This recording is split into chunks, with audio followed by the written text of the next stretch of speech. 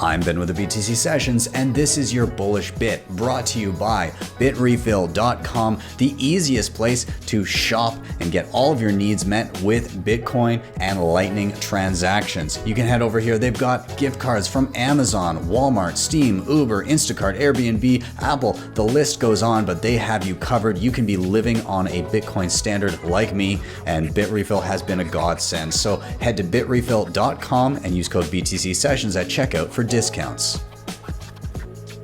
I think Bitcoin specifically, what I'm bullish about is that it creates the incentive for people to be more engaged in society.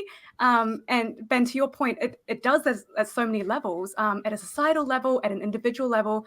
At a societal level, like Bitcoin aligns our incentives by giving us all skin in the game, because anyone can hold and access a piece of Bitcoin. Like the minimum amount is less than a cent for you to hold. So when the ecosystem grows in value, so does your piece of Bitcoin and your purchasing power. And the way the ecosystem grows in value is driven by the individual level incentives, because Bitcoin makes it easier for individuals to be rewarded for their contributions.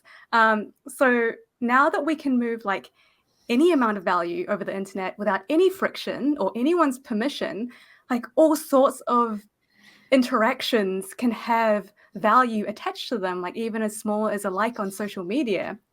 And so like it's through these micropayments that's never happened before in traditional worlds. You can actually like bootstrap your like ideas, and you can receive value instantly and directly from users, which encourages you to keep like building and iterating and sharing your creations.